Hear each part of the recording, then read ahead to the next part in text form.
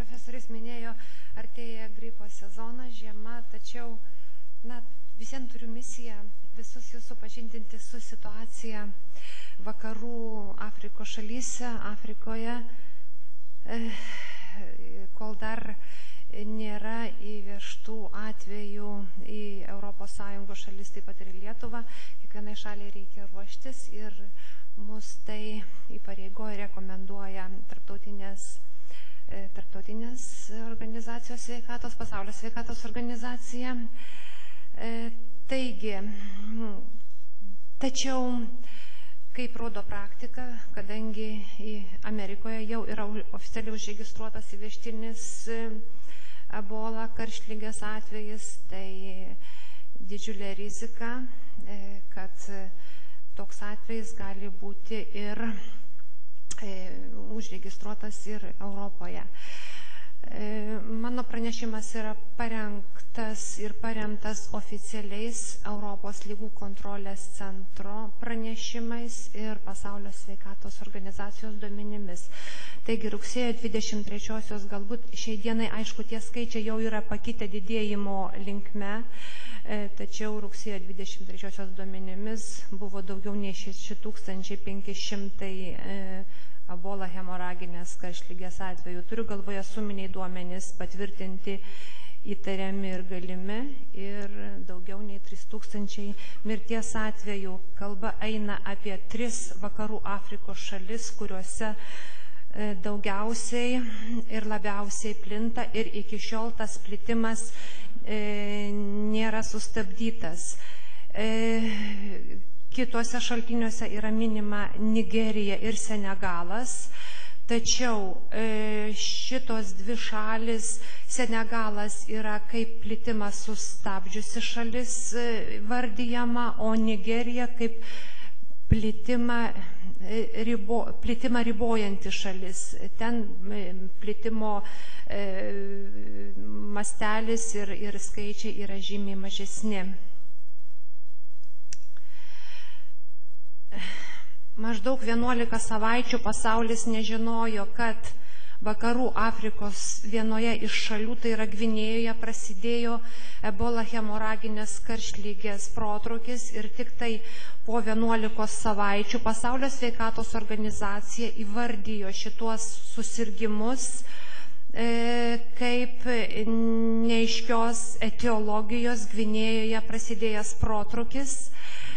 Vėlgi ir tik tai po kelių savaičių, tai yra baigiantis pavasariui Europoje, buvo jau pranešta oficialiai, Europos lygų kontrolės centras pranešė, kad laboratoriškai patvirtintas ebola hemoraginės karštligės protrūkis. Oficialus pranešimas Europos lygų kontrolės centro buvo gautas balandžio mėnesį, ir nuo balandžio mėnesio Pasaulio sveikatos organizacija pradėjo stebėti šį protrūkį, bet informacija oficiali iš ECDC buvo labai menka. Ko gero niekas nesitikėjo tokios epidemijos. Na ir štai vasaros viduryje jau iš tikrųjų buvo labai rimtai apie tai pradėta kalbėti. O rugpjūčio 26 gavome pranešimą apie ebola hemoraginės karštligės pirmuosius Kongo demokratinėje Respublikoje. Tačiau tai yra visiškai kitas savarankiškas protrūkis. Vienas iš tų, kurie iki šiol per 30 kelis metus buvo užregistruoti Afrikos šalyse. Vaizdžiai norėjau parodyti jums būtent tas Afrikos šalis, kur yra didžiausias sergamumas, tai būtent tos 3 vakarų Afrikos šalis, Gvinėja, Liberija ir Sierra Leone, kur iš tikrųjų situacija yra nepaprasta. Chronologija protrūkių, taigi tai yra ne pirmasis, tačiau yra pats didžiausias iš tų protrūkių, kurie buvo Afrikos šalyse registruojami nuo 76 metų.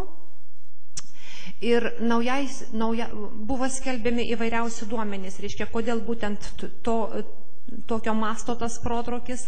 Buvo galvojama, kad viruso Zaire atmaina yra pati piktybiškiausia, virulentiškiausia šitą protrūkį sukėlusi, tačiau pasirodo, kad visiškai ne viruse esmė ir ne viruso virulentiškume, o visai kitose socialinėse, ekonominėse, politinės priežastys būtent lemia šitą epidemiją.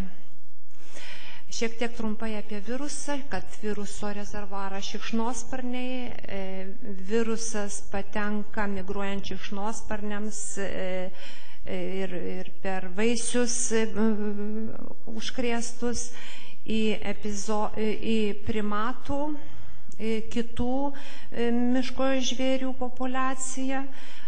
Pirmieji žmogaus užsikrėtimai paprastai į žmonių bendruomenę virusas patenka per tiesioginį kontaktą su viruso nešiotais gyvūnais, sukritusiais gyvūnais, vartojant užkrėstų gyvūnų mėsą, o plitimas nuo žmogaus žmogų jums jau yra žinomas, kad tai yra tiesioginis artimas sąlytis su žmogaus krauju, kūno skysčiais, taip pat lytinis sąlytis rekonvalescentui po 7 savaičių pasveikus, tiesioginis sąlytis be apsaugos priemonių su ligonio krauju ir kūno skysčiais užterštais daiktais, ir tiesioginis sąlytis su laukiniais gyvūnais, šio viruso nešiotojais. Viruso rizikos lygis yra tiesiogiai proporcingas sąlyčio pobūdžiui, tai yra tarptautinių organizacijų, tame tarpe ir Europos lygų kontrolės centro vertinama rizika, tai yra maža rizika atsitiktinis sąlytis, tai yra pavyzdžiui sėdėjimas toje pačioje vietoje arba bendravimas su viešbučio darbuotojų registratūroje. Ir kaip didelė rizika, jau aš minėjau, tai yra viena iš tų, tai yra tiesioginis artimas sąlytis, nes virusas patenka per pažeistą odą ir gleivines be apsaugos priemonių. Galbūt visų virusų savybių nevardinsiu dėl laiko stokos, tačiau noriu pažymėti, kad virusas yra termolabilus, žūsta per valandą šildant iki 60 laipsnių temperatūros, virimo temperatūrą pakelia tik tai kelias minutės, tačiau užšaldant neinaktyvuojamas ir yra jautrus, kitaip sakant, nėra patvarus ir lengvai sunaikinamas dezinfekcijos priemonėmis,